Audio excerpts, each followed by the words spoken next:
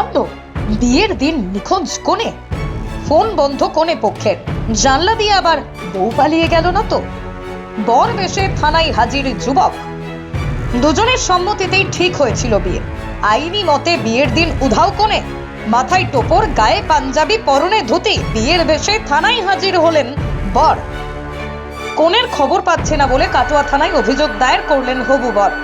বিয়ের সাজে বরকে দেখে হকচকিয়ে গেল পূর্ব বর্ধমানের কাটোয়া থানার পুলিশ কর্মীরা। অবশেষে বিয়ে না করে নিরুপায় হয়ে বাড়ি ফিরতে হলো বরকে। জানা গিয়েছে নদিয়ার মাটিয়ারির বাসিন্দা নয়ন ঘোষের সঙ্গে 6 মাস আগেই বন্ধুর বিয়েতে পরিচয় হয় বর্ধমানের দত্তপাড়ার বাসিন্দা বিউটির। অনলাইনের মাধ্যমে সম্পর্ক গড়ে ওঠে তাদের। এরপরে 6 মাস ধরেই অনলাইনে কথাবার্তা হতো তাদের। তারপর তারা দুজনেই বিয়ে করার সিদ্ধান্ত নেন। এরপর নয়নের বাড়ির লোক বিয়ের কথাবার্তা বলাতেই বিউটি তার মাসির বাড়ির ঠিকানা দেন কাটোয়া গোয়ালপাড়া ঘাটের কাছে। দুই পক্ষের সামনাসামনি কারোর সঙ্গে দেখা না হয় ফোনেই বিয়ের দিন ঠিক হয়েছিল। যদিও 17 তারিখ বিয়ের কোনো দিন না থাকায় বিউটি বলে, আমার দাদুর মৃত্যুবার্ষিকী শেষ হবে 16 তারিখে, তাই 17 তারিখেই বিয়েটা হোক। সেই কথা মতোই নয়ন পরিবারের সন্ধ্যায় বরের বেশে আত্মীয় স্বজন, বন্ধু বান্ধব, পাড়া প্রতিবেশী নিয়ে বাড়ি থেকে বিয়ের আচার অনুষ্ঠান মেনে বের হয়।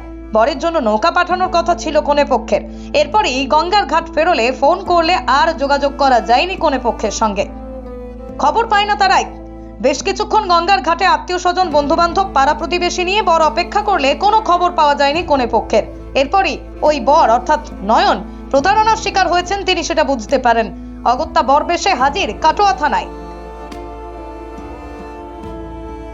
এখানে এসে ওরা মেয়ের বাড়ির লোক, মাসির বাড়ির লোক, মাসির বাড়িতে হওয়ার কথা ছিল, ওরা বেইমানি করেছে আমার সঙ্গে। এখন তারা মাসির বাড়ি খুঁজে পাননি? না, কি হয়েছে?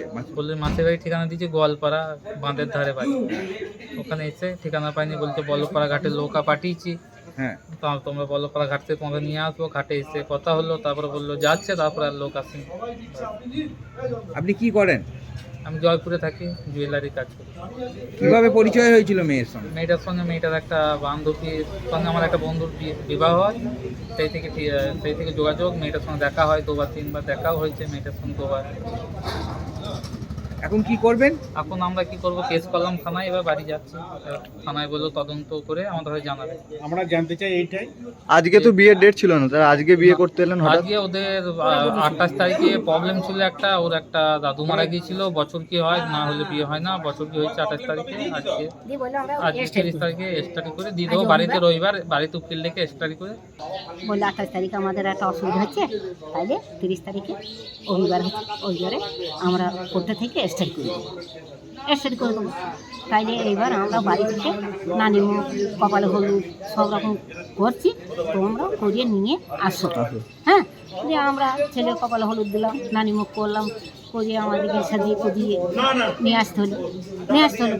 তাইলে এবার নিয়ে এলাম, নিয়ে এসে কাটোয়ার বাজার ঘাটে এলাম, গোয়ালপাড়া ঘাটে এলাম। তখন বললো আসো, আমাদের লোক দাঁড়িয়ে আছে। লোক নাই, দাঁড়িয়ে থাকি। দিয়ে তারপরে ফোন করলো, বললো যে আসো কাটোয়ার ঘোষপাড়ার বাঁধাঘাটের কাছে এসো। ওখানে গিয়ে ফোন করলাম, ফোন তুললো, বললো 5 মিনিট পর আমাদের লোক যাচ্ছে, তোমরা দাঁড়াও। দিয়ে 5 মিনিট ছেড়ে 1 ঘন্টা হয়ে গেল, দাঁড়িয়ে আছি, কোনো ব্যাপার নেই। দিয়ে তারপরে মেলা পাবলিক দাঁড়িয়ে গেল। পাবলিককে বললো যে এই ব্যাপার, চলো আমরা ওই কি ডাক্তারের এখানে নাম বললো, ওর কাছে বাড়ি, তাহলে আমরা যাচ্ছি, চলো। এ পাড়ায় নয়।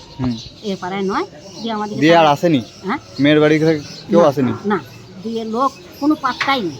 দিয়ে আমাদের তারা নিয়ে এলো, পাবলিককে নিয়ে এলো ওই ঘোষপাড়া থেকে।